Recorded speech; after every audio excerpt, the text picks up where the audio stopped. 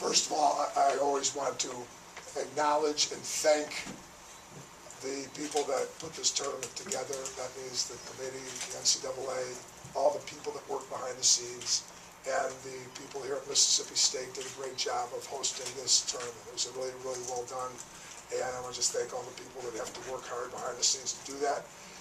You know, having coming from a great athletic department where we have great administrative support, it's a lot of extra work for people to host these things. So I want to thank everybody here in Starkville for all the great job that they did to host this tournament. You know, something happened at my athletic director, and I really will get to the game immediately, but I got to clear something up really, really fast.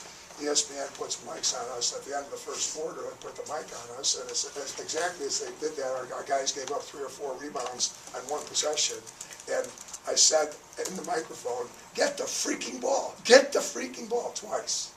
And of course, somebody heard, "Get the freaking ball." My second freak, somebody thought was something else. I never say the other word, all right? Freak is a substitute word for something else that you guys can all figure out. You're smart enough to know what freaking is a substitute word for. I use freaking all the time. I don't use the other word, and I never said the other word. So to even have to clear it up is pretty interesting, but it's important that I clear it up, because I'm not going to go to some kind of NCAA purgatory or hell. I hope it's okay to say that, because I didn't say the word that people are thinking I said. If they don't want me to get excited when my team gives up 3 freaking rebounds, then don't put the microphone on me, all right? So that's really what I got to say about that.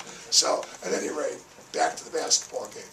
You know, we've talked about how great Mississippi State is to host in the NCAA. We've talked about my microphone faux pas. Now let's talk about the basketball game. And, you know, Mississippi State's a really, really good ball club. They're a 2 seed for a reason. Coach Schaefer really has put together a really, really good basketball team. You know, our team scrapped and clawed.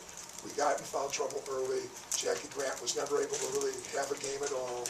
They're too big for us. You know, they're just they got great size. But the seniors that I'm sitting next to, Brooke, Shulte, and Jessica January, just did a great job of fighting and clawing and scratching, and we were able to keep it close at halftime. One of the consequences of being a quick shooting team, and I know this, my players know this, if you quick shoot and make it, you're going to be in a ball game. If you quick shoot and miss, you must defend and rebound. If you quick shoot, miss, and don't defend and rebound, then you're putting together a recipe for disaster.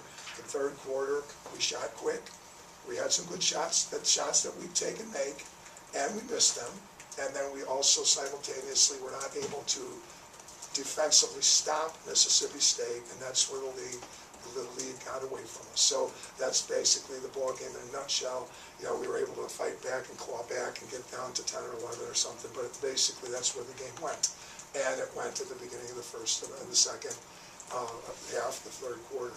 That's also, I always want to make sure that people recognize when you say you got good shots and missed, you know, I really believe that you have to give the defensive side of the ball credit for the misses. You know, you can always, coaches love to say they got good shots and just missed them, but there's another team out there wearing maroon today, or they're wearing white, but they're white and maroon team out there today that helped make us miss some of the shots. So that credit has to go to our opponent.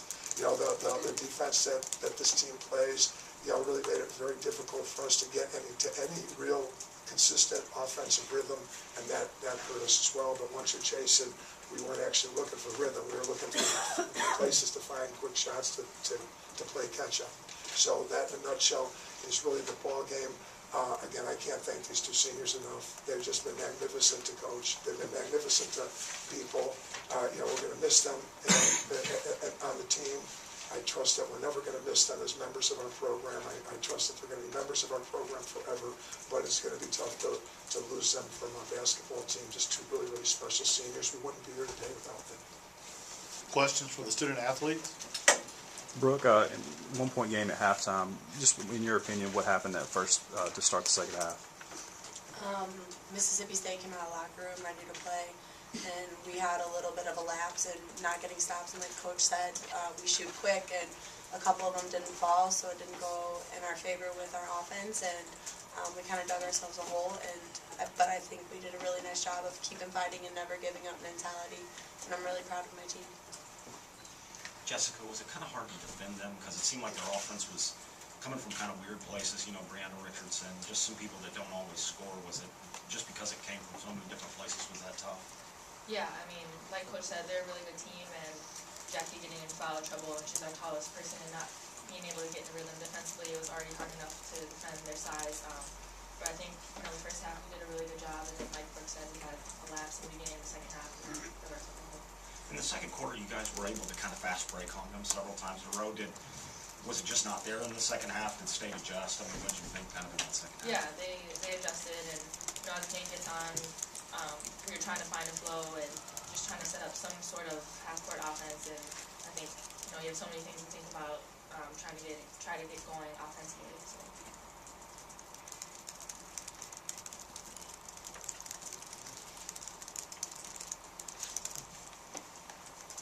For both of you guys, congratulations on a great career. Best wishes for the future. Can you just comment about the atmosphere? 6,000 plus, just your thoughts. I thought it was phenomenal. I think I said this earlier, even though they're not fans, all the fans are not there cheering for us. It's so fun to play in that sort of environment, and I think they did a really good job getting the fans there to watch women's basketball.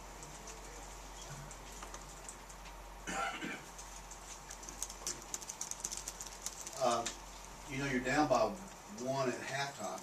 You must feel like you've done some good things and that things that you could continue to do in that third quarter. But that first 6 minutes, it just didn't seem like you were doing the things that had made you successful in the first half. Can you talk a little bit more about that? I mean, like Coach said, we were getting the shots that we've been making the entire year. And, we just didn't happen to hit them, and then they were getting on a roll offensively, and we weren't able to make any stops, and we just kept digging ourselves deeper and deeper. And when you don't have flow offensively, it's hard to get it going defensively, and so it just kind of went their way.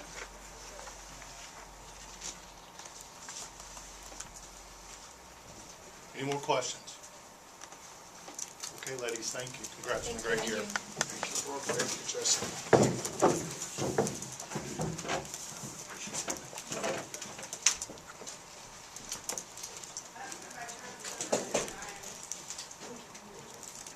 Adam? Coach, congratulations on a great season. Thanks, Tim. The centers combined for 20 and 18. I know the size advantage of Jackie getting into foul trouble hurt, but how did you want to try to negate that size advantage, and how did you see them use that to their advantage? Well, they did a great job of jamming it us down low. We were never really able to come up with any really good, solid, consistent answers. I mean, we were trying to, and that's to the question that was earlier. They have other good players, and they make it really difficult to just pack it in and guard the block, because there's players that can make shots out on the floor that are really talented as well. So it just was a really difficult challenge for us, especially when Jackie went out. We're trying to extend passing lanes and try to reduce the ability to get the ball inside, but that was really difficult to do, and we're trying to come down and provide help, and that opened up some other people outside.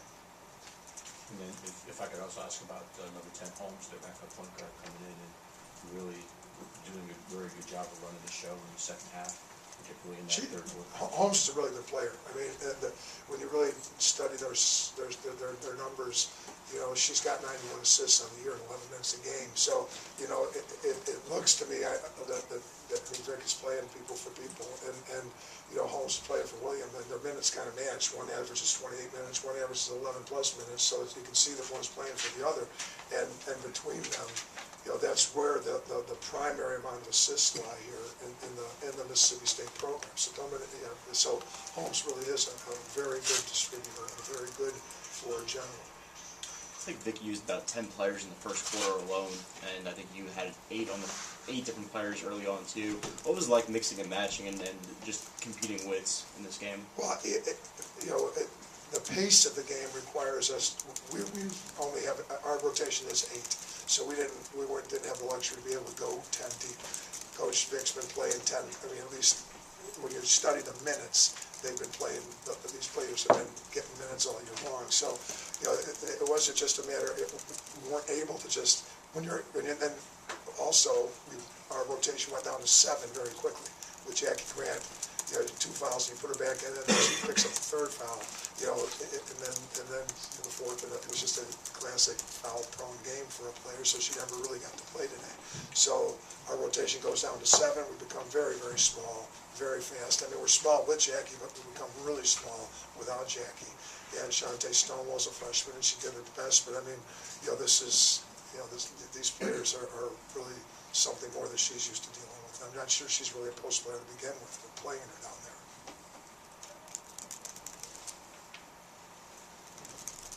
Seeing the different lineups that they've used the last 2 games, and all the research that you guys did on them, studying for this weekend, how do you think that they fare as a chance to get to Dallas for the Final Four? No, I think, again, it's hard enough to coach your own team. So it's really difficult to coach another coach's team. So whatever's going on that's requiring coach to do what he's got to do, I really don't try to get into the why he's got to do what he's got to do. I just try to, figure out what they're doing and how they're going to come at you. And so I just think they've got a lot of weapons, and I think it's really important that I mean, again, Adam, your question is about how do I think they're going to fare. I think it's helping them to be more multi-dimensional, if you will, as they move forward here. Coach, you played Baylor this year, and Mississippi State could wind up playing them in the regional. How would you compare those? Are they comparable? Kelsey Plum, one in a row, Kelsey Plum. All right, go ahead. Did they win? They haven't won yet, so I shouldn't say Kelsey Plum, right? In the event that should possibly conceivably happen, which is within the realm of possibility, how comparable do you think they are? You know, they're very similar in that both teams' makeups are the same. I mean, Baylor's got the big hit players inside, multiple big players inside. You know, it's going to be a good matchup, and yet, I don't know if Alexis Jones is back yet, so I don't know what that fact. Alexis Jones is very, very important to Baylor, so it's hard for me to totally give you a yes and no answer here as to, I think what you want to hear is Mississippi State can go toe to toe. They can beat Baylor. I know they're going to be able to go toe to toe with Baylor.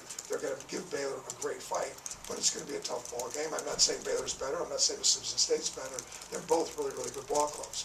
You know, probably the difference, and this is as accurate as I can be. You know, Kalani Brown is as good as McCown played, as good as your big guys played today. All right, you know, Brown is really, really pretty special inside, and then they come at it. You know, that they've got a second and a third one that are really, really special inside, and then you got Nina Davis floating around as a 2 or 3 year old American who's not even having the greatest year, and yet, so that gives them kind of like 4 players that they can go at you with inside. Their guard play, I think, you know, the Vic's guard play might be able to be equal to or greater than with Alexis Jones out of the mix. But with Alexis Jones into the mix, you know, that's a very big missing part for Baylor. I don't know if she's coming back. I don't know anything about that other than she's out. She's still out? I think she's still. She plays and she's been playing. Okay. So it conceivably could be a great matchup. It really could be. They both got to, we got to see what happens. And I should have said Kelsey Plum because Morrison hasn't won yet. Coach, you touched on it in your opening about the atmosphere here. Just to see a crowd of 6,000 on a Sunday afternoon to create an atmosphere like you saw. What were your thoughts about that? I love watching the game of women's basketball grow, inch by inch, foot by foot, yard by yard. I just love seeing it grow. And there's a reason why we supported playing on home courts. Even though we went away from it for 8, 9, 10 years, it's not fun to be the underdog in this environment. But at the same time, selling tickets is important, and the environment's important. And I just think Mississippi State did a great job of having a great environment out here. It was a great environment. And we expect compete and overcome the environment. We don't look at it like that's just what we expect. One more question? Okay, thank you, Coach. Thank